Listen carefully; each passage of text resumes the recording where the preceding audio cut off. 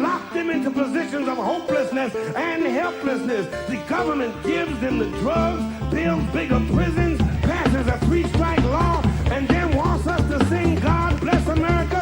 No, no, no. Not God Bless America. God Damn America. That's in the Bible for killing innocent people. God Damn America for treating us citizens as less than human. God Damn America as long as she tries to act like she is God and she is supreme. Okay, what's up, everyone? Hi, I'm Jake. That's Anders J. Lee. Here, indeed. Oh, you do sound good this time. Hello. All right. Where do we start this week? I like to Balto. know- Balto? Okay, fuck it. That's the insane thing to throw out at the top of a podcast. Start us off with Balto? Balto has come up now 2, I think maybe 3 times organically in different Anders J. Lee conversations, everyday life. Baader-Meinhof effect, if you're familiar. And I looked it up, was going to rewatch the movie. 1925 is when the original Balto expedition happened, and said winter of 2025 or 1925. So I thought maybe that meant it was coming up, and we passed it. There was a centenary No. of the Balto expedition. No recognition I saw anywhere to speak of the dog. For people who aren't familiar, there's a movie that came out in the 90s, a cartoon that introduced a whole generation to this heroic dog, which apparently the movie was a flop because of Toy Story sucked all the oxygen. You couldn't have too many animated movies at the same time. It mattered Well, back yeah, then. you can. The Disney's so big, a flop. A Disney movie can be a flop because of another Disney movie. That's pretty fucked up if you think about it. That's true. Not a true marketplace. But I watched this as a kid, and I didn't really remember that well, but it is based on a true story. In 1925, there was a gang of sled dogs who transported medicine across Alaska to get to Nome, Alaska, kind of part of the arguably colonization of Alaska. But in any case, it was like a huge national story. And the movie, there's a live action segment where it's a grandma taking her kid to look at the Balto statue, and it's actually the woman who played. She had a role in Harry Potter. I believe she was also in Matilda, but she is the actress is British, and she's pro-Palestine, and she tells millennials to get over Harry Potter, which is really cool. That's funny. So I'm gonna be the one millennial who recognizes her from Balto, and she has to tell me to get over that. But Get over Balto. There was one from Harry Potter that was going off about Gaza, and she's Jewish, and she got Yes. a bunch of flack for it. Oh, Professor Sprout. That's who that was in the whole Harry Potter universe. Yes, The great. plant teacher. Yeah, that is very fitting that she would be a plant teacher. The horticulturist, if you catch my drift, man. Indeed. What's her name is Pomona Sprout is Miriam Margolies is the actor, and she it's a great movie, holds up, I think. But we passed this centenary, and I'm kind of surprised I didn't hear anything about it, because you would think this would be a Trump fixation where You would think that so many people schedule their lives around anniversaries of obscure historical events that it's wild. The streets weren't popping off. Brooklyn was silent on Balto's anniversary. Balto anniversary, which apparently there were other dogs involved who were like leading the pack at various times. In the movie, it is portrayed as there's an evil dog who screws things up, and then Balto takes over. They just make that up for the movie, for drama. They're not actually an evil dog in real life. There may have been. I haven't totally dug into all of the historiography surrounding Balto, but maybe for a bonus episode, I'll dig in deep. I mean, it is a somewhat important tale. It was a cultural phenomenon, and also, like I said, there's maybe some primitive accumulation going on, if I may misuse a term, probably, where, they're settling Alaska and there were kids who were sick and they had to get this medicine across, and, they didn't have highways, so you relied on sled dogs. But in any case, I'm surprised that Trump did not give a speech about Balto and go visit the statue. Maybe there is a statue in Central Park that I'm gonna In check out at some Central point. Park. Really? Yeah, There's a statue of a dog? That's fucking cool. Trump he was. hates dogs, right? He's never been like Oh, he's maybe never had an that's why. interaction with a dog. Oh, okay, that would make sense because I was about to say that. Maybe that's why he hasn't commemorated it, because I could definitely see this happening and then him wanting a Balto repeat and just trying to find a dog to put in a geopolitically important situation. Like, we need a national sort of hero because it unified the country in 1925. Prohibition was going on. You had flappers, and everybody loved Balto at the time. How could you not? You had flappers, so we needed something to bring us together because that was a rough time for the country. Well, there Women were. were I out. mean, in the small towns, that they were upset at the idea of women with short hair. They were just Mhm. mad that in the cities, ladies were doing that. So it was kind of a culture war of sorts. So this was a way to transcend that. Okay, interesting. I just watched Ken Burns' documentary series on prohibition, and Oh, it's a a banger. lot to say about it. It's so good. Uh, so I'm struggling to see how Balto fits into that. Maybe supply chain wise, maybe the dog he was carrying barrels of whiskey across the tundra or something, and that's good or bad depending on Oh, whether you're a dry or a wet. You know. yeah. I wonder, was Alaska? Well, I guess that wasn't officially part of the U.S. yet, so maybe it was they allowed booze up there. Interesting. Hmm. I don't know. It's weird that it's part of this country and it's huge, and we don't really common people don't know anything about it because why would you? It's big empty space. Um, I feel but like it was just because they just wanted a nice round number, 50. That was the main reason behind Alaska and Hawaii being I incorporated. think about that so much because you have this weird shit with Alaska and Hawaii, and you're like, we probably don't need these, right? This is just extra, imperial excess. But then you have fucking shit like Puerto Rico, where you go, oh, they did hit that number, and they probably didn't want to go over, so they're Yeah. like, for by all fucking means, you should be a state, but we're not gonna do it because nice round number. If that even makes sense chronologically, probably doesn't. But then there's also fucking what the fuck? There's that other set of islands that get to vote in the presidential election. Oh, American Samoa? Yeah, American I think there's a Samoa. few. Yeah. There's a few weird ones. I think Guam might be one thing like that. Yeah. And Protectorate.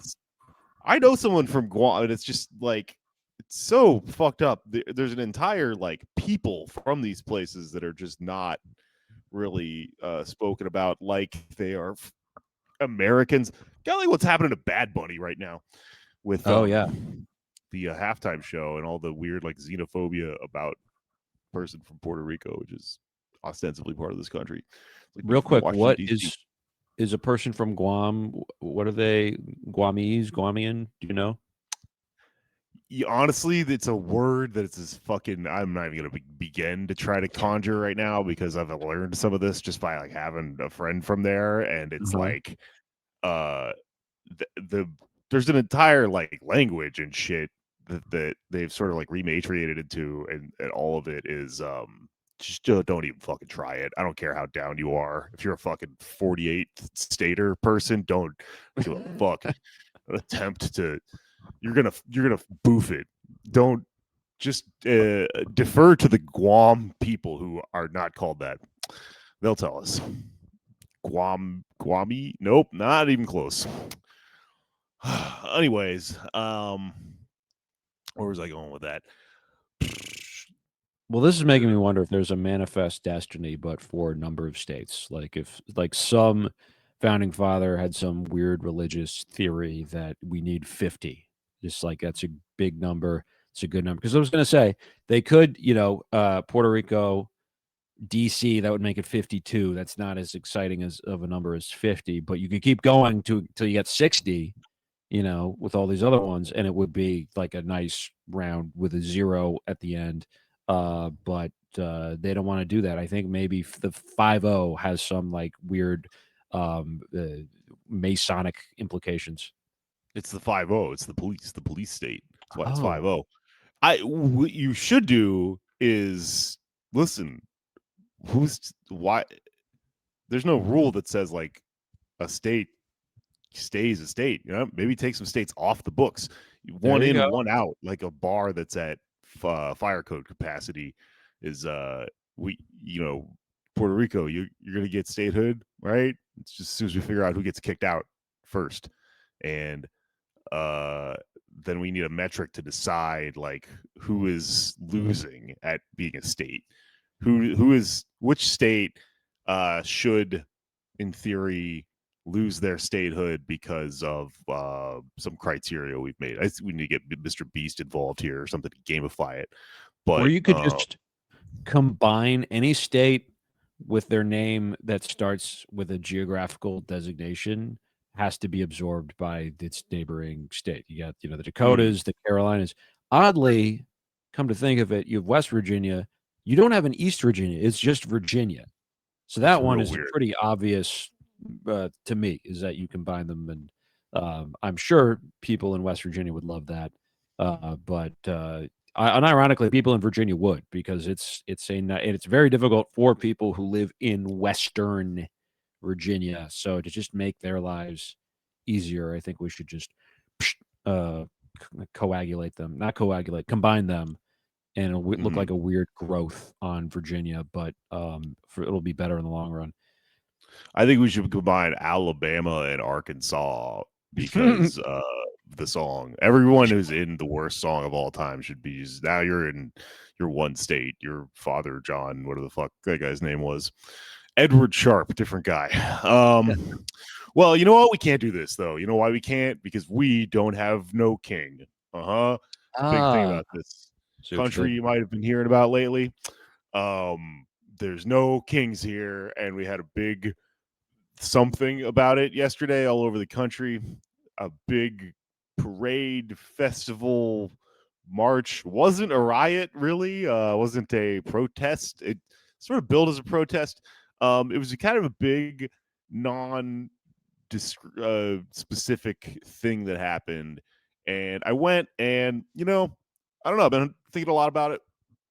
I've been rolling it around in my head. I got pretty doomed out about it yesterday and went off on Twitter about it. And there's kind of like a discourse about the No Kings March happening online that is, like how many of these fucking events do you have to go through before you realize like, certain things get argued about 50-50 like that online because we naturally, this is a process, right? Both sides kind of have a point. Fucking whatever. Dialectics, whatever. We're all philosophers, right? There's obviously not. You can't put it in a box. Everyone is trying to pin down: was this good? Was this bad? Clearly, it's a little bit of both, depending on how you look at it, and it's an unanswerable question, and we need to like continue to discuss. So I'm sorry to the cool nihilists of our listenership who want to hear me shit all over No Kings. And I'm sorry to the optimistic, sort of like a better future is possible people who want to hear me talk about how good it was. I guess I'm going to do both. I'm not sorry at all, actually. I'm going to play to the entire audience, or neither, depending on how you look at it. But I'll tell you why I was bummed out first, right? First reason I was bummed out is because I work a lot and it was my only day off, and I was like getting ready to just do nothing, and then I was like, oh shit, that goddamn thing is happening, and I'm a politics guy, so I have to go out. So I went outside, I put on my big inflatable rat suit. I should get one of those. Shit, I was lying. And I went to this thing, and I got pretty bummed out because I go to a lot of protests and actions and things like that. And the No Kings thing is markedly more liberal than the rest of them. And the resistance to ICE over the summer and the stuff that's fucking happening in Chicago and stuff like that right now, I'm sure it has a point. Like, it has a very stated mission. It has a goal to get rid of this thing. And you see a lot of radical people there, right? There's a lot of Palestinian flags and Mexican flags and whatever, and people, wearing red because they're in some sort of communist organization or in DSA or whatever. And the thing about No Kings is that I think I would actually feel better if I went to it and there was none of that. The problem is there was a little bit. So there was a marked decrease in like people that are actually kind of really deliberately organizing with a goal. There were people, with kefias and Palestinian flags and stuff like that, but they're peppered here and there. I mean, I've talked to. I mean, there's like a wobbly in front of me, guy with a fucking IWW shirt. There's radical people there, but they're not doing anything radical. And there's also like these people sort of organizing this parade type thing, and they're leading like a chant with a megaphone, and they're saying stuff like "Free Palestine," and they're saying stuff like "ICE out of LA," and they even like started to chant about a general strike at one point, and I was like, cool, but what is the point of this fucking No Kings March? And I listened to all the people speak who were official speakers at it and stuff, and the only thing it kept coming back to was vote yes on Prop 50 out here in California, which is the thing to the proposition that they're trying to pass to basically fight Trump's like gerrymandering. Oh yeah, which is good. You should vote yes on Prop 50. You should fucking not allow them to gerrymander the shit out of California, right? And redistrict and whatever, all that stuff. But the only call to action that this quote unquote protest really had was seemingly to vote for the Democrats, who are kind of the reason this Gaza stuff is happening right now at the level it is, and also have historically supported ICE in every way. Like, there's no what bothered me was that it seemed like this big recuperation machine.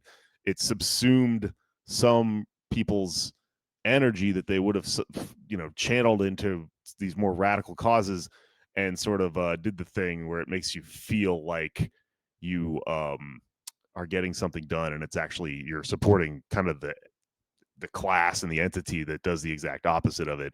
And there's a lot of good critique to be made of this, because if this thing organically functions as as something fueled by the ruling class, by the Democratic Party, the DNC, and all this shit, in order to quell these threats to it, that's bad, right? You should be a little suspicious if Cory Booker is telling you to go to this event, right? Kamala Harris, all these people in power are telling you to go to this fucking thing. That's obviously a little bad. On the other hand, well, maybe it doesn't really we kind of talked about all this before last time around, but like on the other hand, this is maybe, like, depending on how you look at it, an opportunity to go and do socialist things and promote your own organizations. Everyone's allowed in these spaces and stuff. The DSA was like an official sponsor of a lot of these No Kings protests. The Communist Party as well, the CPUSA. I saw Bob Avakian people out there, shit like that. But it's like a big tent, so it is a little bit. You should be wary also of being overly cynical of these sort of things, because like you have to work within the space that you're in. But it just seems like there's these huge pitfalls on either side. You know, you see people being like annoying and just performatively like online and going like, fucking no kings, fuck you. And you go, what are you doing? And their answer is like nothing, you know? And then you also see people that are like maybe being a little naive and being a little too into it. It's like frustrating to see liberals sort of like get convinced that this stuff makes them this like vanguard of resistance. And you know, it's very frustrating to watch people be manipulated right out of your own fucking like space, because we need those people to actually do the right like fight with us against the Democratic Party a lot of the times, and they're just like, nope, in one ear out the other. The Democratic Party is the fucking good guys here. And like, I guess I was thinking about this a little bit because I mean, it was like fucking funny. I saw somebody with a Hamilton sign. I saw like all of the, you know, resistance lib stuff, the Handmaid's Tale shit. Everyone's wearing these inflatable suits now. It's all pretty cringe, but a lot of people were wearing yellow. This is a new thing that they're doing, and the yellow like shirts thing they're trying to do, they're trying to make like a massive block sort of thing, but not for like black bloc purposes, not to fight against the police, you know. It's just like a show of solidarity for some reason. Doesn't really seem to have a function. Is it because crowns are gold or / yellow? Well, that's weird, I thought, right? Like, we're saying Trump is right a king. Yellow. He wears a yellow crown. He's orange. Why would we pick such an adjacent color to orange and gold and yellow? Apparently the reasoning behind it that was put out by the organizations that run all this stuff is really odd. It's it's like they give three examples of a color that's been used for Hong Kong, the Hong Kong protests in 2019, which I mean, I fucking talked about with some weird guy on this show a long time ago. I have a lot of complex thoughts about as a kind of a fucking I'm kind of more on the anarchist side of communism and stuff. And, you know, I get a little wary of just sort of blindly being anti-American to the point that you are really okay with any authoritarian government that calls itself communist. China's really complicated, but it's still an operation that was, you know, arguably some sort of color revolution. It was arguably, I mean, it was openly funded by things like the NED and like NATO and stuff like that. So that's just a little, that raises a lot of interesting questions to say we are attacking Trump in a way that honors like NATO, like a, you know, a thing with a specific fucking goal and message. And I don't really think that like most of the liberals who went to this know about the Hong Kong protests or like really understand the purpose of NATO post World War II and stuff like that. But the problem is they might learn about that sort of stuff through this lens and then decide, well, okay, I guess I'm pro NATO because it's being associated with Kamala Harris and stuff like that. Like this sort of thing functions as its own like indoctrination in itself. But that was because in Hong Kong, which, you know, ostensibly in a way was a pro-democracy thing. Yeah, it gets complicated. Depends how you feel about the Chinese government. But anyway, it makes sense that they would allude to Hong Kong because in Hong Kong they used yellow umbrellas. It was like this common thing. Fine. But the other thing that's yellow that they are alluding to apparently in their own literature here is this protest in South Korea in the same year in 2019, in which basically what happened is a fucking ferry, like a large boat, crashed and killed them all, and there were like protests against the government for mismanaging it. This is a stretch. I don't know what the fuck they're saying this has to do with Donald Trump, but apparently that's why yellow. And then which is also kind of weird because South Korea is like a capitalist U.S. ally, so it's like, okay, well, maybe that counteracts the logic of the fucking Hong Kong thing. And then the third one is just Ukraine because they have this like yellow ribbon thing or whatever. It's really odd and like kind of inconsistent. And also the yellow didn't really seem to serve a purpose out there other than just like it being a pep rally, and the point of the pep rally being to vote for Democrats.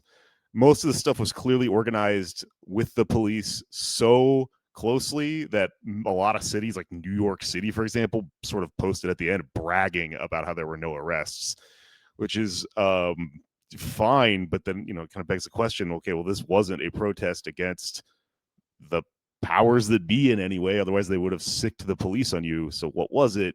It was a rally to, I think, get people to vote for Democrats, and that's it. And that's why I would say it's maybe not good, but you might have a point if you're a leftist saying, doesn't matter, get in there and recruit some people to the fucking cause, Yeah, I mean, I guess a lot of the people who are coming out to that probably are not going to go join DSA. They're definitely not going to join Revolutionary Communists of America. So in a sense, I would like no one's going to join that. Yeah, not a lot of new recruits. So I guess I would rather have them out there doing that than staying at home or doing something that's even more explicitly pro Democratic Party or party establishment. But I did see. Did you see Trump's truth against this? His okay. His video? I forgot that's exactly where I was trying to remember to go with this, is that Trump saw all this stuff, and I mean, I guess depending on how you look at it, this shit made him mad, so that's cool. He posted an AI video of himself wearing a crown, flying a fighter jet, and then dumping like shit all over everyone. It looked like Lower Manhattan, which evokes some 9/11 memories and imagery. It specifically landed neighborhood. Yeah, specifically or the old neighborhood I used to work in, rather. And Trump too. Trump Tower's down there, so maybe he's dumping shit on the Lower Manhattan Trump Tower. But he also dumped. We're all going to wear brown at the next No Kings protest to symbolize solidarity, liquidarity. But yes, between solid and liquidary, depending on what you ate. But Harry Sisson is rendered in or Sisson, whatever, this like TikToker who's like very pro Democratic Party. He gets covered in feces. It's a way, which it is very bizarre that the president of the United States is just openly posting that. Which I'm glad that people are. Because in a sense we are kind of all in the same boat on for better or worse, and it's a lot of it is worse. The boat is crashing, so wear a yellow ribbon. Yeah. Also, the yellow ribbon is for the hostages in Israel. I wonder. I'm sure there were people who were making that connection as well. But Trump is now conflating just everybody as a communist. He was asked recently about Zoran winning, and he was just like, "Well, I don't really care anymore because there's really nothing he can do that can, other than like some really 4D chess move where he endorses Sliwa with the hope that it redounds to Cuomo's benefit or something like that, but he doesn't like Sliwa. It's just like kind of a mess to him, and so he's just like, well, they're all communists anyway, which is now being used as like a legal pretext. So yeah, in a sense, we are kind of in this. Yeah. Before we get into that whole thing, like, so because he's called Zoran like my little commie or something like that. He's a funny name for him. But yeah, because everyone is sort of being attacked as a communist. A lot of the fucking libs out there were kind of doing a lot of like we are Antifa stuff, which is I saw Gavin Newsom, like a placard of Gavin Newsom with the word Antifa under him. Yeah, that's getting absorbed into liberalism, which is, I'm sure, really fun if you're a real hardcore covered in black, fucking padding type super soldier person. It's probably really frustrating. But like the the the logic at play here, though, I think the thing historically to look at for some sort of precedent and something that is maybe a good reason for people that are fucking history nerds that are leftists to be like wary, like a good point to be made from that camp about this is that what's this is all sort of turning into is the problems of having a popular front, right? Mm-hmm. So a little fucking socialism 101, vocabulary lesson. You might have heard terms like United Front and Popular Front before. And United Front usually refers to like within socialist factions, a sort of like a common cause in, in parts of history where for that reason you might be up against other external anti-socialist forces. Popular Front, on the other hand, refers to like a lot of what happened in the United States and like during the lead up into World War II and stuff like that, or after the United States got into World War II, where suddenly you went from, having these pointed goals in defiance of liberals and their system to allying socialists with liberals because the new enemy is fascism, this evolution of liberalism. And Hammer and Hoe, that book I read a few months ago that's about the the tragic rise and fall of the Communist Party among mostly black workers during Reconstruction in the American South.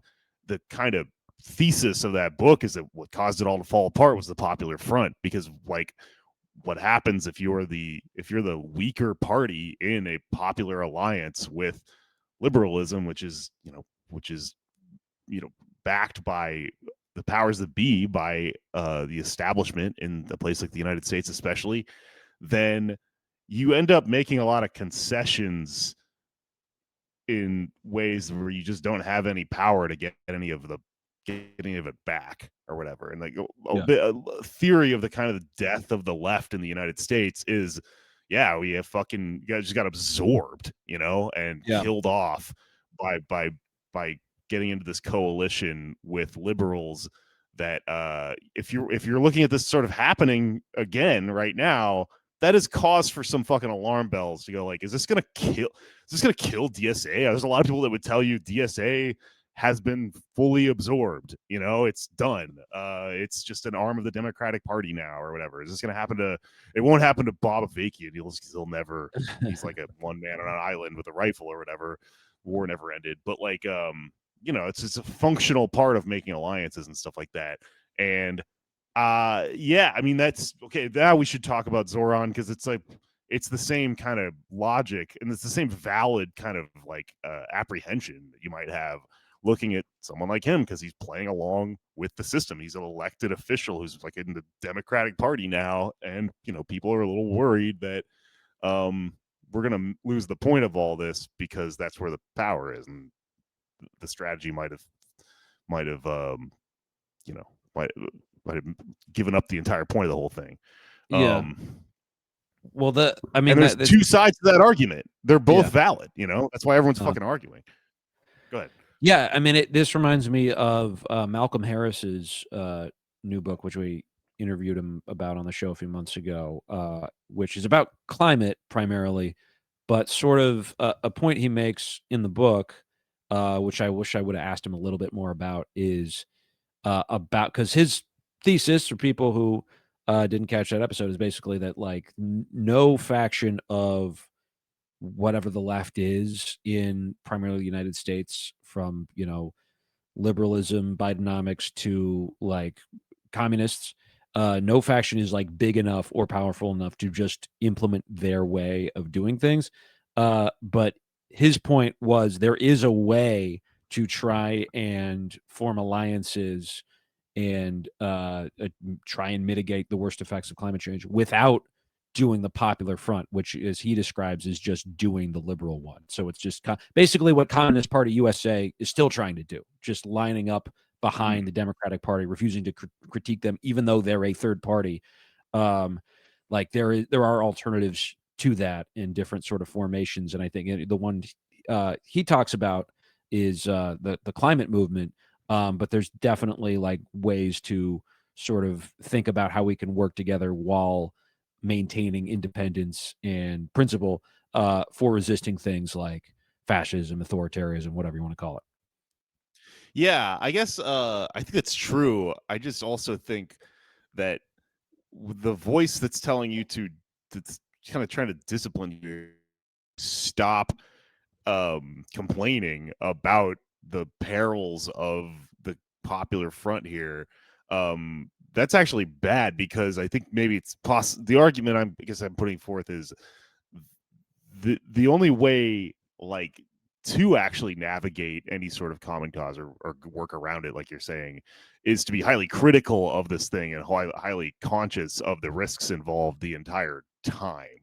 And it's so I mean, like yesterday online, I was just fucking arguing with a lot of people and stuff, and I kept finding myself saying, I went to the fucking march. Like, I'm Yeah, allowed to say things that I think are wrong with the thing I went to. And you're always arguing, right. like, with Democrats about this stuff too, when they say, like, oh, you're being like too fucking purity testy or whatever, and you go, I fucking voted for the person that you're talking about. Like, you get to critique this stuff from inside while you're doing it.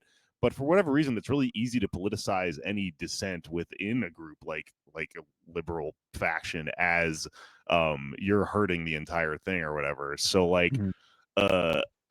to me, I think I see the battle lines as like, no, we got to get inside of this thing and argue with everyone and fuck with it and make it like work for our interests, or else it's gonna obviously work for the interests of the big fucking massive like billionaire donors and stuff that are backing stuff like it and the abundance movement and all that stuff, that are just trying to like use this stuff as an identity and a channel with which to do that through. And like I don't know, like, to me, like, the entire name of the thing kind of gives away a little bit of the game there, because obviously, like, it's a metaphor calling Trump like something like a king, like he's trying to become an autocrat or whatever. But I've just been thinking about it, and like, it kind of reminds me of like when Republicans will call things socialist, like they'll complain about everyone, like this country having this socialist agenda, and it's like, well, you're saying that because it gets you out of condemning the system that we actually live under. And like, in the same way, I think that with the no kings thing, the idea they're implying that Trump being an authoritarian is some sort of aberration from liberal government and capitalism working alongside each other side by side is actually kind of bad. And so, like, we should be out there, I don't know, wear the fucking frog suit, wear the stupid crown on your head, but also bring this up, because it's like, we're not getting anywhere unless we explain to liberals that, like, hey, you kind of also should be protesting the very system that begat Trump. And in order to do that, you kind of have to think of him not as a king, but as a fucking elected president, which is can be bad, right? I don't know, but I'll see. Well, I'll report back from No Kings 3 and see if we fucking converted anyone to thinking that way. As of right now, that sort of argument is happening in proxy via elected politics in New York City, right? We're seeing one of our guys get in, and then there's this debate. It's fucking hilarious. I don't know if you watched it. I watched the whole thing. Curtis Sliwa is like politics' new fucking star, because I guess because of the nature of New York City mayorship being like kind of a huge deal. Like, it's, even though it's a mayoral fucking seat in a city, it's like the biggest city. It has sort of like a reach outside of just being a local thing. It's a national politics thing or whatever. It hadn't occurred to me not everyone knows who the fuck Curtis Sliwa was, because we've been talking about it for years, living in New York, and like him being hilarious and stuff. But he made his debut. We did an episode on the Garden Angels a couple years ago after Jordan Neely was killed. Oh yeah. And yeah, he was so fucking funny. They put him in between Cuomo and Zoran, which is hilarious. Every question he just went, "What about me too?" Like, you forgot to ask me the question, and they're like, clearly they don't give a fuck what he has to say. He opened the thing just by saying, like, they asked him a question. They asked him a question to open the debate. They said, "What do you hope is like a headline that would be read about you in a year if you're mayor?" and nobody really answered these creative like questions correctly, but he just started by saying, "I'm not wearing my beret. You might have noticed." And like we did, because we know who he is, but I don't think anyone else did. He's got a tan line underneath that beret. He's clearly been tanning his head so it didn't look weird. And he kicked the whole thing off. And essentially, though, it was a debate between Cuomo and Zoran. I have some thoughts about it, mostly about Zoran and his sort of like liberalization of his approach to the police and stuff like that. But why don't you tell me what you thought of this thing first? Yeah, it was entertaining. It was hilarious to have Sliwa on there. Cuomo, definitely, they're both showing, both Cuomo and Sliwa are showing signs of age. Like cognitively, there were a couple questions where I think on balance, was probably a positive for Sliwa, the whole debate, because his goal, I would think, is to parlay this into a bigger media career than the one he already has now. But there was one where they were asked, like, who's your favorite modern president, which is kind of an odd question for the mayoral debate, which made me think that like these are questions that are designed to kind of put Zoran in a tricky position.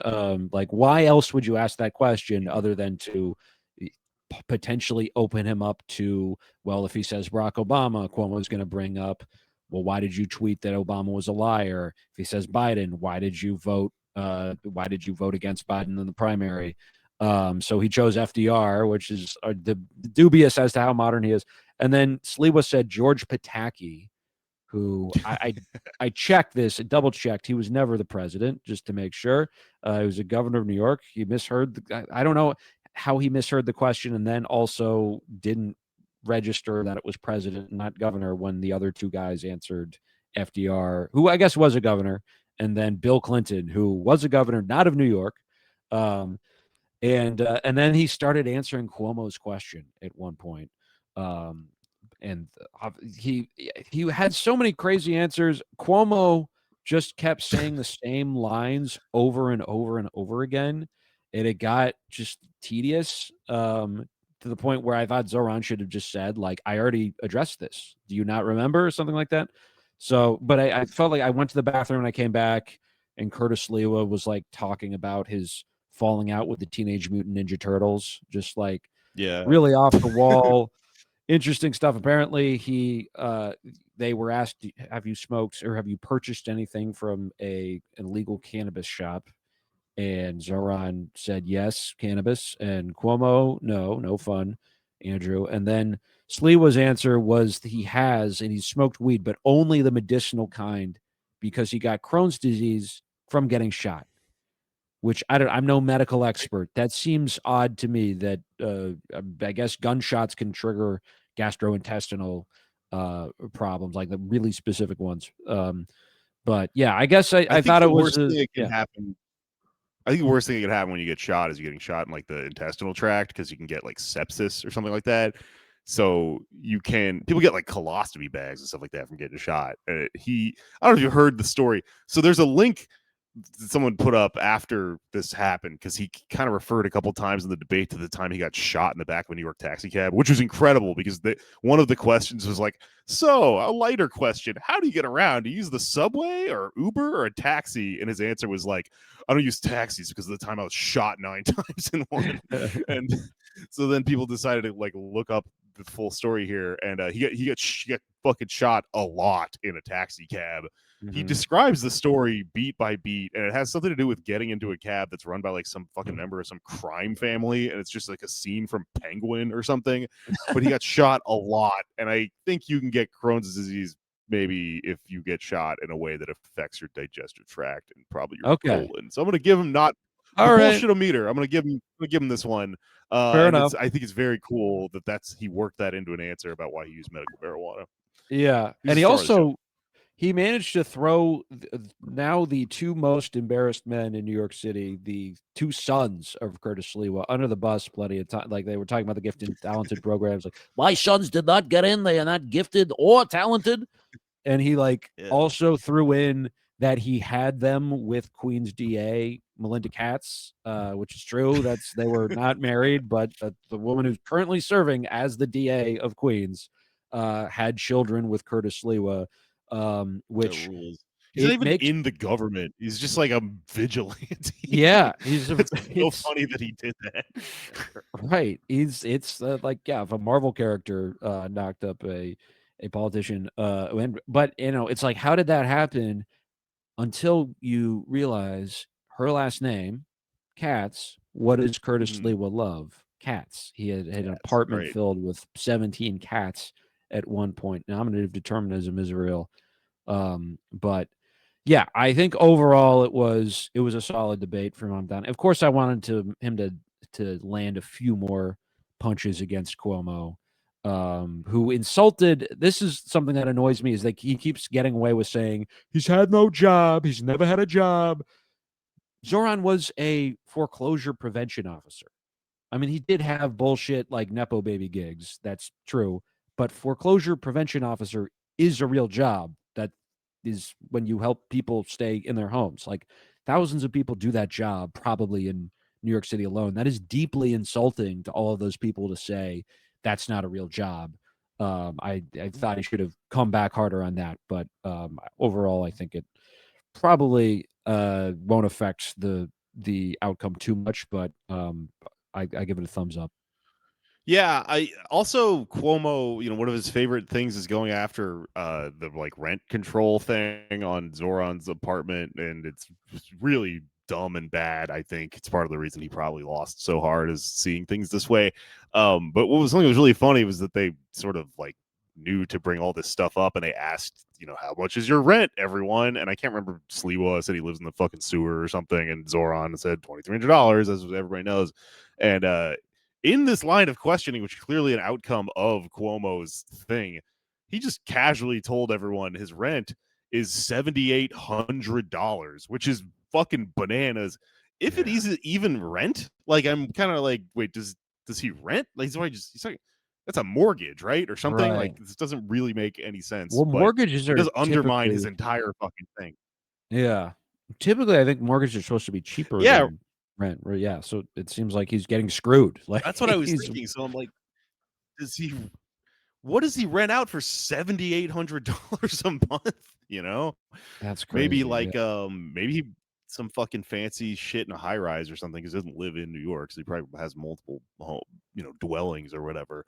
But yeah, there was a lot of funny shit and there were a lot of really good. I mean, Zoran is fucking good, man. Like it was really good to watch him, in action, clearly prepared for a lot of these stupid gotcha questions. It's easy to be an armchair fucking critic and go, I wish he had answered this one that way or whatever, kind of punched a little bit harder when they tried to, frame him as Islamophobic and stuff like that.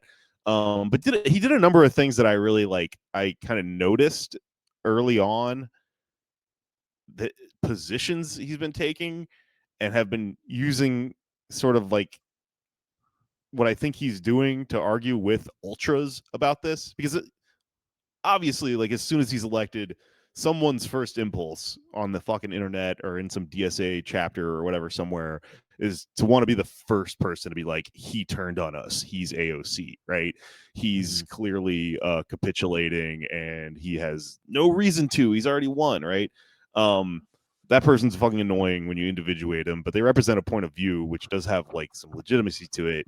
And like I said earlier, like you these are, it's complex to grapple with, like having these like ultra criticisms, because sometimes you want to say fuck off and sometimes you want to go, actually, like it's necessary that we have people that make these criticisms, because what else keeps this person from completely being absorbed? And it's probably sort of some sort of consent of the governed logic going on here and stuff. So having sort of like grappled with this, thing of like, are you do we like him, right? Are you a fucking huge gullible lib if you don't get that he's sort of like folding on some issues? There's just a complex fucking dance to dance here, and his answers about what he's been saying about stuff like the police since he's gotten in has gotten a little bit hard to watch for someone like me who hates the fucking police. But I get why he's doing it. That's where I would sort of differentiate myself from an annoying like ultra that's just like, see, he's a traitor, is like, no, I completely understand why someone who is running for, ostensibly going to become the mayor of New York, is not outright fucking antagonizing the NYPD. But he's sort of like, he's cleverly couched some sort of the things he's saying about the police in like in these statements that make him, I think, appeasing to normal people who are, they're going to take a lot of convincing to become police abolitionists, right? He's figured out ways of saying stuff like we're not like we're not hiring any more police, which is different from saying I'm abolishing the police, but it's functionally a step towards abolition, is sort of capping the thing and saying like, we don't need to overburden this thing in this way, right? And that's good. But I mean, because this is a debate, because it's spectacle, he is getting asked like point blank, hey, remember in 2020 when you on Twitter, when you were just a private citizen, said like the police are racist? Do you believe that? And he's having to eat a big fucking steaming plate of shit in front of us and go, no, I don't think the NYPD are racist. It sucks to watch, but it's like, how is he gonna fucking say that? I guess though I'm not a fucking. The thing is, I'm smart enough to know that there's like complex political reasons why he's like playing along, but I don't know what they are, and I don't really understand them. So it does feel a little scary to have to go like, all right, I'm just gonna have to put my faith in this guy who I think is a good socialist to tell me that he's navigating this thing where we try to get him to like somehow covertly work against this fucking force while he's trying to placate all these fucking mom and pop voters who are it's complete anathema for them to hear him say, abolish the police or something. I don't know. I'm talking in circles because it's a circular thing. Well, yeah, I mean, he has said he would take the recommendations of the Civilian Review Board, which is supposed to be like the oversight of the NYPD, which I believe that's what either what Dinkins was trying to do in the early 90s, or he may have just tried to introduce the board, period. But it's, it doesn't really have any tangible effect. It's kind of like international law. It's this board that says the NYPD should do the following, and it's like always ignored. So that would be pretty massive. And in order to actually implement those recommendations, he has to have at least some like goodwill from the officer corps, which it seems like he's trying to do things like, I'm going to give you guys air conditioning in these police stations. But it does. He's saying stuff like he's got this. I can't remember what the name of it is, but like a department that he's sort of gonna usher in that sort of Department of Community bisects. Safety. Yeah, which he frames as like that's like an abolitionist idea in a lot of ways. Right. Like, that's an idea abolitionists have supported. But the way he frames it is to cops, hey, don't you hate having to deal with all this stuff that isn't, shooting people? Or, I mean, it often does turn into that, but in theory, it's not supposed to be you taking out a gun and shooting somebody. This would give you more time to play Candy Crush.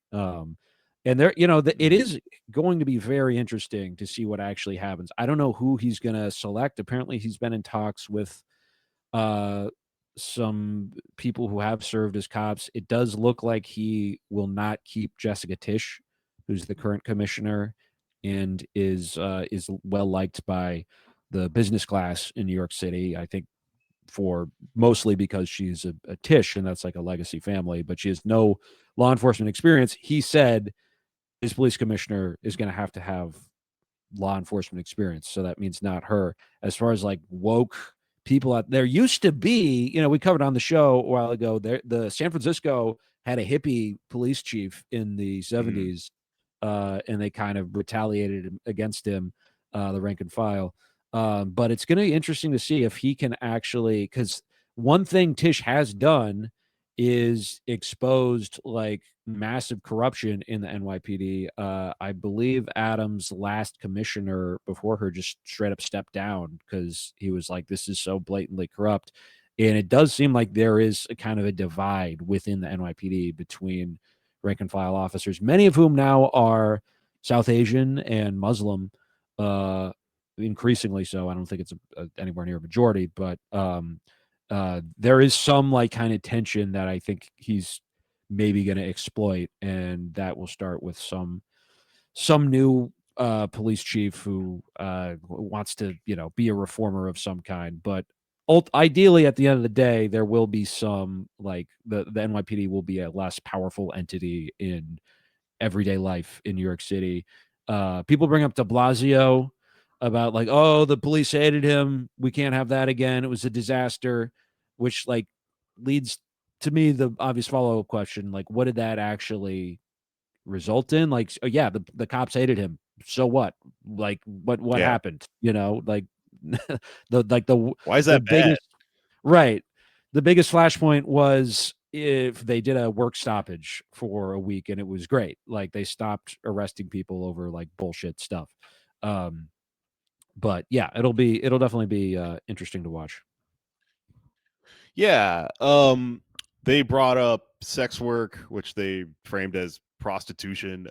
There's a lot of things. Clearly, the debate questions are designed, to be these gotchas at this fucking guy who's like the breakout leader in this race.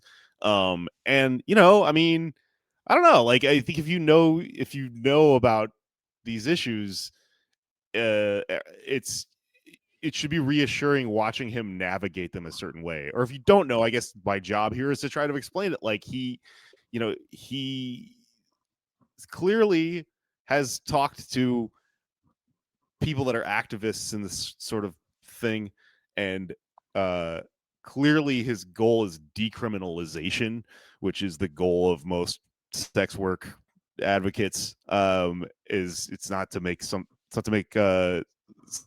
something fully legal, because then it becomes fucking capitalized and that's exploitive in itself. It's not to make things because that's like happened in Las Vegas, in Nevada. It's not really great to be a sex worker out there because your boss is just your fucking pimp, right?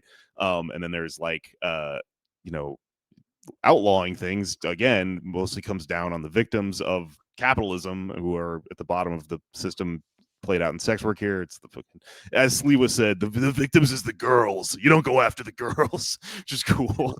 He turned into a fucking 70s vigilante about it, and he was like, you got to go after the pimps and the madams. but yeah, Which, watching him answer doesn't that, effectively decriminalize it? Isn't that like what Zoran supported? Like, there was a lot of things that Curtis Sliwa said where you kind of went like, wait, this guy actually kind of sounds like a leftist in that he has this massive critique of the fucking system that exists in various ways and doesn't really understand his like ideological flailing about them. There's a really great video of him that went kind of viral. I tweeted it. He fucking responded to me about it with like a can't remember what the fuck, a thumbs up or a fire emoji or some shit. But it's of him fucking talking about how Cuomo is a Nepo baby and stuff, and how he doesn't even fucking live in New York. And he just goes off on this weird tangent about like how he's from a part of fucking wherever he's so white, the lawn jockeys are white out there. He keeps saying these really based things. But yeah, he kind of like I don't think he understood what he was saying, but he was kind of making a decrim argument, which is that yeah, the fucking people on the bottom are the victims. But he still was couching it within the ideological lens of like crime ultimately being like the button to press to fix any of this stuff, which is stupid, but as we've discussed at length, is like a byproduct of centering politics in like municipal small fucking places like this. You can't really talk about the system we all exist in at large. It's just kind of impossible, right? Right. So it always comes, you get guys like him who are just like, don't think about any of this shit. The easiest explanation is you gotta just throw people in jail or whatever. Yeah. So that's why he's like, you gotta go after the madams. But it's yeah, but it is kind of crazy how he brought up things in that debate, like taxing Columbia and NYU those are progressive positions. Like, absolutely, we should be taxing these rent-seeking institutions that are just coasting by But his solution is not only that, but spend the money on more cops, which is also kind of ironic given his history with the NYPD, who do not like him. It's also weird because he's not a cop. Yeah, He's like multiple times in this debate, he's like, what you got to do is call the cops. And it's like, so you're a rent-a-cop. Like, you call the real cops? Weird point of view to have. yeah. Like I guess the police might be deputized into the Guardian Angels if he becomes mayor. The red beret becomes part of the NYPD official uniform. But I do see a scenario where, like, say Zoran loses the primary, and this was a big question when he was before the primaries. Like, is he going to keep running in the general? Maybe he wouldn't have. In which case, it would have been Sliwa v. Cuomo. There's a good chance Sliwa makes a play for Zoran's voters, and it's like, I'm to the left of Cuomo on these issues. And honestly, if he did that, moved his policies left, and the alternative was Andrew Cuomo, I would probably vote for Curtis Sliwa. But yeah, thankfully we're not. He has a red beret. That's he right. Looks like a communist. He looks like the DSA's fighting force or whatever. Yeah. Yeah, we should adopt him. We should co-opt him. It could be done. Yeah. But yeah, so like, I don't know. I guess what I'm getting at though with Zoran entirely in macro here is oh fuck, sorry, another funny thing happened, which is that they asked Cuomo, given the results of the primary, do you think, like, let's have some self-reflection, would you do anything differently? And he flat out refused to understand or admit that the reason he got smashed so hard in the primary has to do with policy, right? He said, clearly, I probably should have been more online on social media and TikTok because his opponent is a person of a normal age, and Cuomo is a million-year-old fucking melting statue. So he did what all these fucking people do, is go, oh, young people and social media, that's the only reason he's popular, right? He's trying to explain it away, which is clearly cynical, and I think he doesn't really believe it. But it did occur to me that I think that what he's arguing is really funny, because it's arguing in order to get out of having to admit that his billionaire donor relationships are something that are widely unpopular in American politics post sort of this like consciousness birth after like Bernie Sanders and stuff, and everything just sort of cracked open in the last 7-8 years. In order to get around admitting that, which would be fucking kryptonite for him, he had to kind of imply that our friend Donald is very powerful, and that like the only reason that fucking Zoran's campaign made any sense is because of the media and stuff, which just elevates a random person in Brooklyn to like astronomical heights, which I think is cool, and I'm gonna choose to accept that he said that. But anyways, there were some things like, okay, so like with Israel and Gaza, which is, people have sort of brought up, like, weird that this came up so much in a debate about who the NYC mayor is going to be, because they're not an international politician. I don't know. I think that's kind of true. I also think it's like, well, come on, like, we all understand what's going on here with, why this has been politicized. There are a lot of people in New York City, whatever. Anyways, they asked Zoran about it, and they sort of cornered him into making these like statements, these fucking things where you eat a big bowl of shit, like Garcetti in the Wire said, the mayor in that show. It said, every morning I wake up, I eat a big bowl of shit, and we have to watch a fucking guy who we know is a leftist say, like, I definitely demand that Hamas lay down their arms. This then gets fucking clipped, and your ultras get to go online and go, look, this guy's a fucking betrayer, he's a fucking Zionist, yada yada yada, right? But he's saying this in the context of a ceasefire, which part of the ceasefire is Hamas laying down their arms. So why wouldn't they, right? He's like being forced to say this part so that they can get a soundbite out of it. But that's not actually controversial. It's like part of the ceasefire. Israel's going to violate it, and then it's going to fucking move forward, and then you don't have to condemn Hamas anymore or whatever. But they did get him to say the words, I condemn Hamas, and stuff like that. And it's a little bit spooky, because I mean, everyone is so worried. I feel like American like leftists have this thing where we get these like individual people we put our faith into, and then this heartbreaking thing is they sort of like logically progress into electoral politics and then are kind of subsumed within the system. And like when Zoran got, when he won the primary to begin with, it was like really fun. It was like really, for a moment, there were all these like parties and stuff, and it was just like a big party online and stuff. But it occurred to me pretty quick, like a lot of people started saying, "Oh God, I hope he doesn't turn into the next AOC or the next Bernie or whatever." And he's going to. Like, that is how this works. And it's not what I think. What's weird about this, what's glaringly obvious, if you kind of look at this as like an adult, is that it's not because of him. It's not because he's going to betray you personally. It's a fucking systemic process, right? And it's kind of childish to feel betrayed by politicians, right? As if they are your friend, and then they turn their back on you when they go and they make these concessions.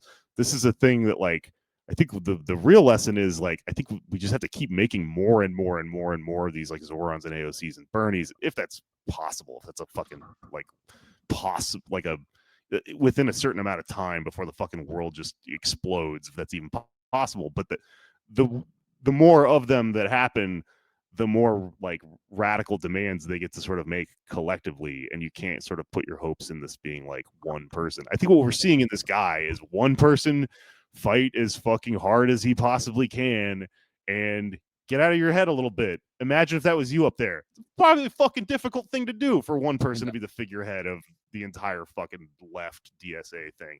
The only thing I will say about it that is a little bit spooky to me is that at one point they asked him, they were talking about donors and stuff, and he was attacking Cuomo about his donor class and stuff like that. And Zoran did say, they sort of asked him, like, they got all red fucking scare on him, the movement, not the podcast, and they sort of said, like, well, the DSA is an anti-capitalist organization. Are you beholden to this anti-capitalist organization? And he shirked the question by saying, no, no one is paying me to say what I say, which is a good way of turning it around on his corporate opponents, right? Or opponent, I guess.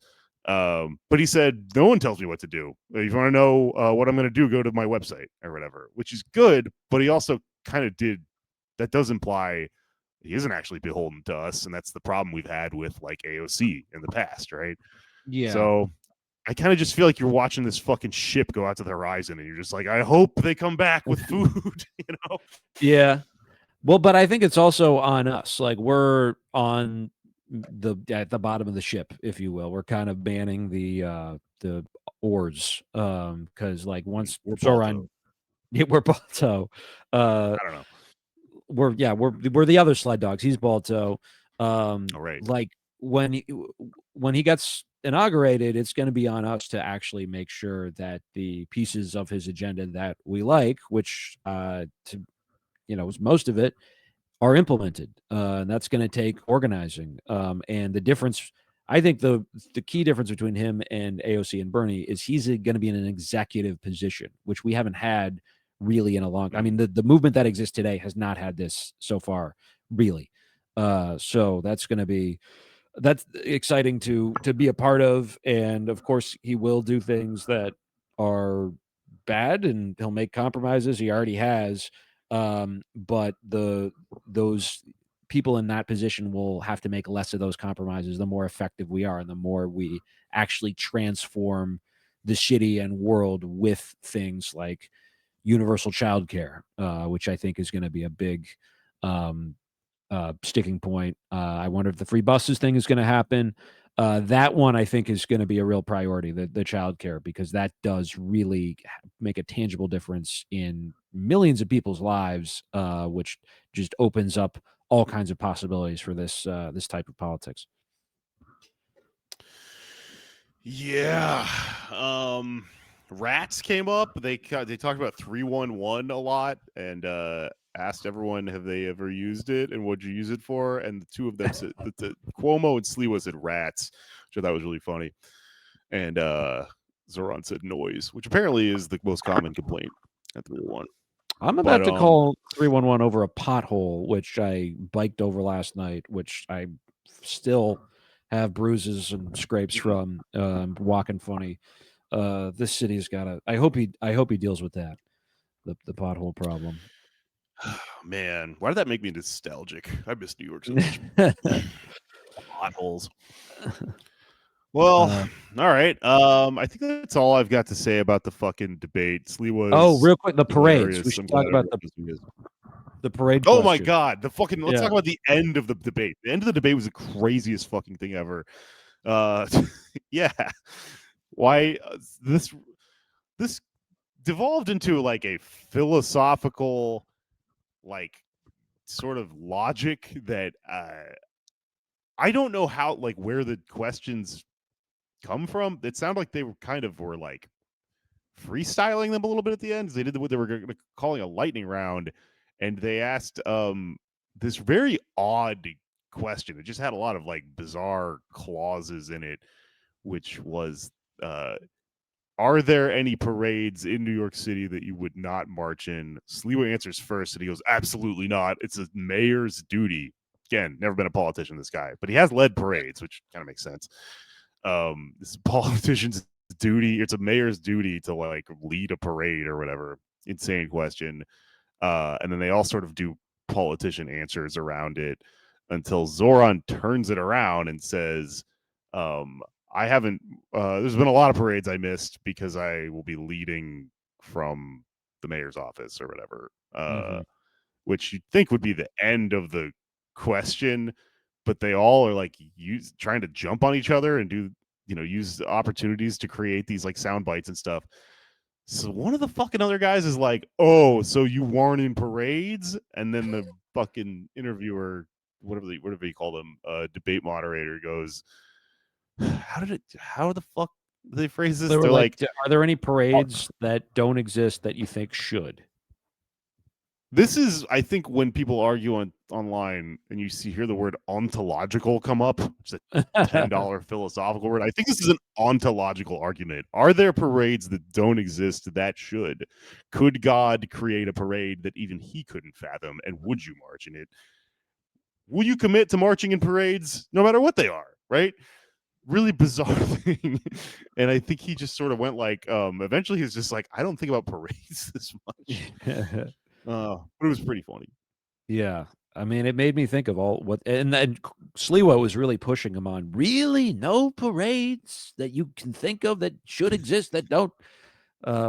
Made me wonder what parades there should be. I think maybe a borough pride parade. Each borough in New York City have a parade for another borough. So Brooklyn would do a Queens parade. Manhattan would do for another borough. Yes, just to increase, comradeliness among the boroughs. I think that would be a healthy thing for the city. The parades will continue until morale improves. Yes, and that's direct from Mayor Mamdani's office. Yeah. The No Kings was a great parade if you look at it that way. And that's a parade that does exist that many would argue shouldn't. But I marched in it as your next mayor. It's really mind-bending to try to interrogate the logic or follow along with what they were talking about here. I can see why everyone just sort of fell apart in the middle of this, because you do sort of hit a point where you go, I've never thought about parades this much in my life. Why am I thinking about them now? Why indeed? Well, real quick, you know who's not having a parade is the International Criminal Court. They do not have one. I don't know what that would look like. It would be very nerdy, but just the concept of human rights on parade, we could use one, I think. There's a story out in the New Yorker about this big scandal that's been embroiling the ICC, which was only established in 2002. I didn't realize this, that it was that young. It's about the same age as ICE, I guess. But it was established after big year for IC organizations. There you go. Established after the Rwandan genocide. Took a while, but that was the main motivation to make sure something like that doesn't happen again. And overall, up until recently, had issued less than 40 arrest warrants, which is pretty low. There are a lot of states that are not members, including our own, the United States, Russia not a member, China not a member, Israel also not a member. They do have some member nations in Africa, which has been the site of most of the prosecutions of war criminals. It's like almost entirely leaders in Africa. So much so that the African Union itself has threatened to leave. So it does, in a way, if you're concerned about genocide in Africa, you should say that the U.S. should join, Israel should join, Russia and China should join, because that they get to use it as sort of a political talking point that, like, well, we're getting ganged up on. They're only going after Africa, because it's true. They're basically only prosecuting Africa. Lindsey Graham is reported to have said, after the charges were brought against Israel, he said, this court is for Africans. He denies this, of course, but I could definitely see him saying that. They, have all kinds of stereotyped views on what African leaders are like, and it turns out a lot of the same things are applicable to other leaders throughout the world, including in Israel, who was charged with war crimes alongside Hamas. This happened in 2024. Karim Khan, who had been the UN Assistant Secretary General, he had been investigating ISIS there, and they brought him on at the ICC to really reinvigorate things. He brings 40 warrants in his first couple of years. Most of these are secret, but of the public ones is Putin, Hamas, as well as Netanyahu and Gallant. So they did, if people remember, they did an even-handed thing. They said, yes, we are going to take on Israel, but we're also going to throw Hamas in there, so you can't get us with the double standard argument. But it's come out that there's a big scandal about Karim Khan, which I'm not going to lie, I maybe it's because of the last name. People remember Dominique Strauss-Kahn, who was poised to be the French prime minister. He got Me Too'd before Me Too was a thing. He had a sexual harassment scandal. So I sat down to read this article, and I was like, oh no, we're gonna learn that the head of the ICC did some untoward things, and he may have, but I was kind of surprised at how thin it really is, and how how political this scandal is, because over the past couple years, this guy has been under a lot of pressure to drop these charges. Le Monde, the French newspaper, has been reporting on this. The Palestine investigation from the ICC was overseen by this British lawyer who was threatened by Dutch intelligence, or they at least told him that he's under, threat. He could be in trouble. He was told that he was an enemy of Israel and that he should watch his back.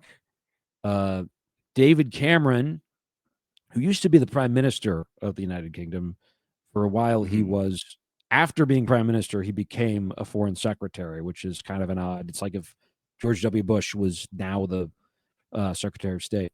But he threatened Karim Khan in a phone call. He said the UK is going to withdraw from the ICC if you issue these arrest warrants for Israeli leaders. And then Le Monde has reported that Khan has been told that if he doesn't drop these charges, the ICC is going to be destroyed outright, which could happen. I don't know. He's been under pressure to make these arrest warrants confidential, at least. Then Israel could challenge them in private. So this is all the context for this sexual harassment case, which has been investigated.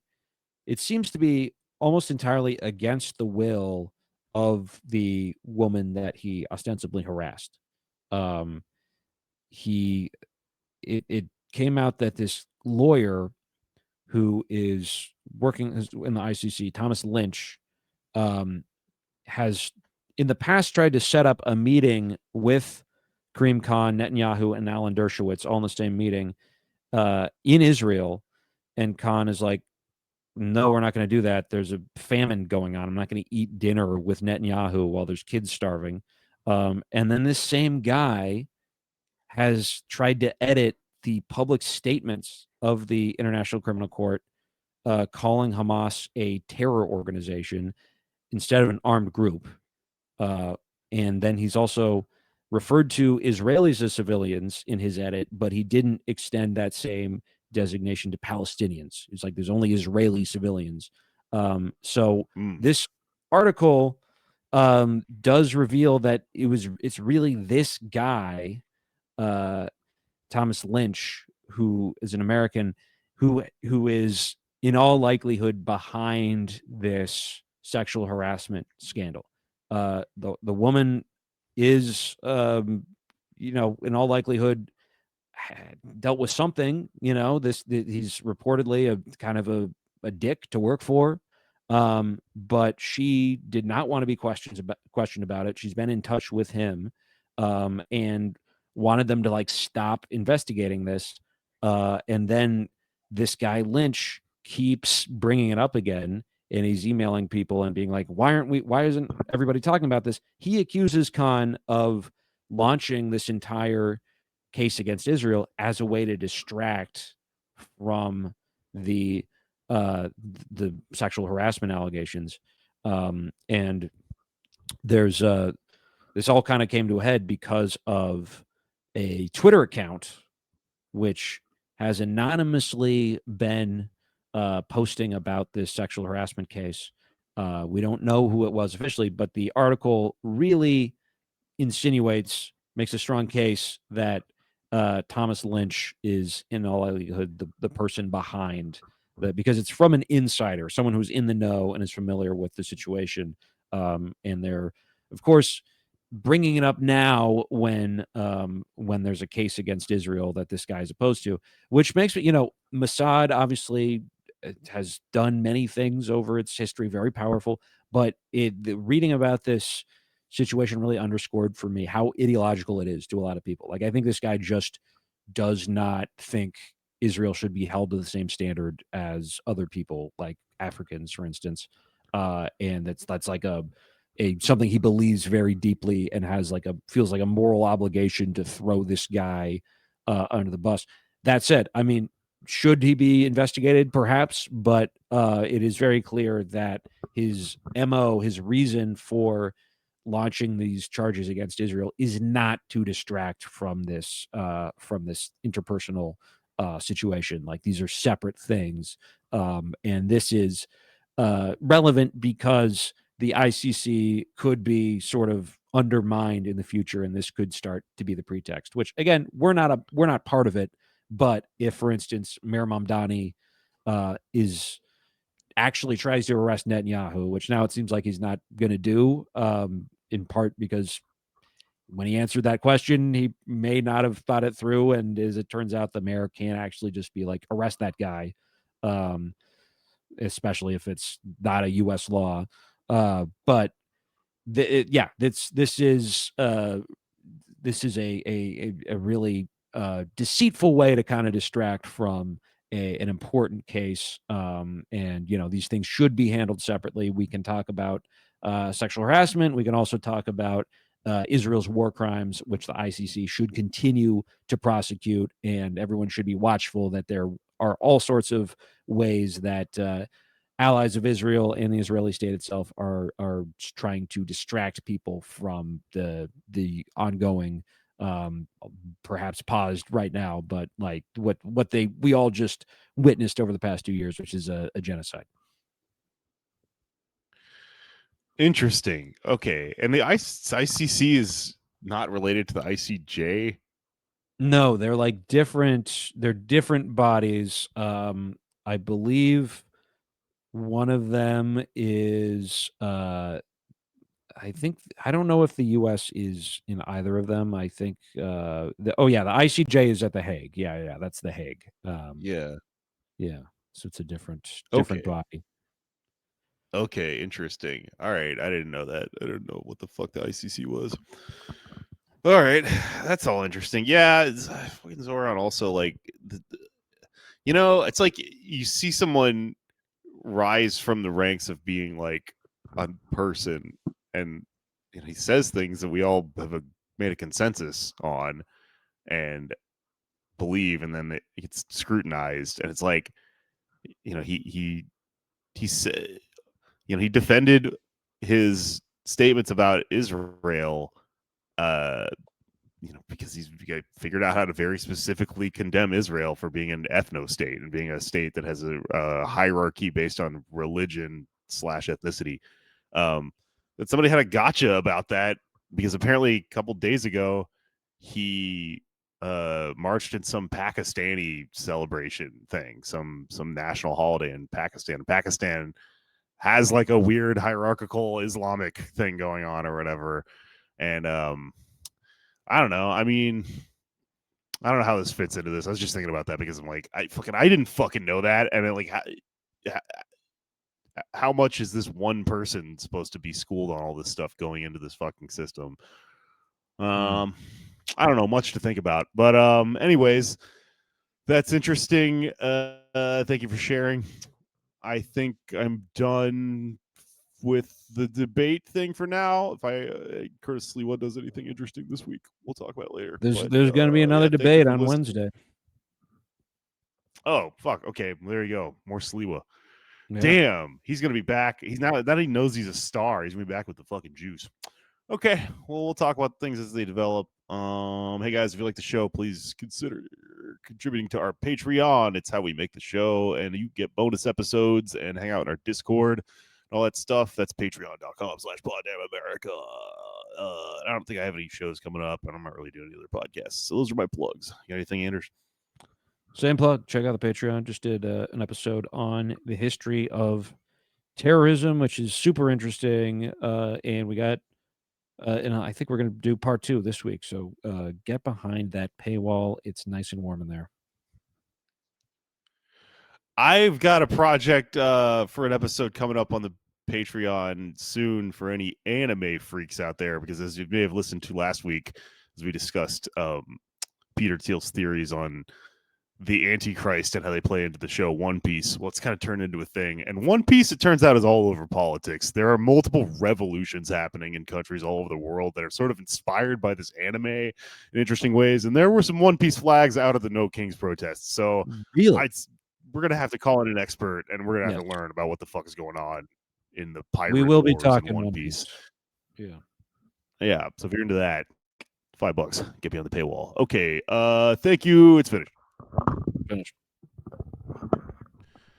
All right, that's the show, everyone. Thank you for listening. Playing us out today is our friend California Deathworm, all the way from Bellingham, Washington. Oddly enough, bunch of you people listen to us in Bellingham, Washington, and play music, apparently. Really weird coincidence. Anyways, it's California Deathworm from the album Mostly Wands tarot thing going on here. This track is called 5 of Swords, and then in parentheses, reverse.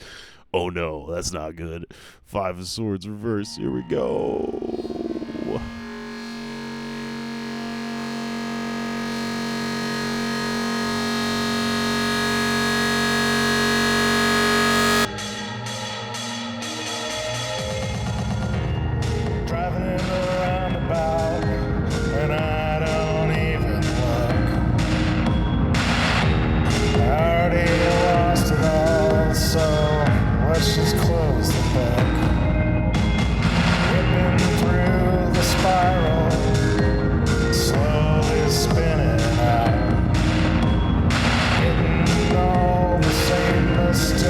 So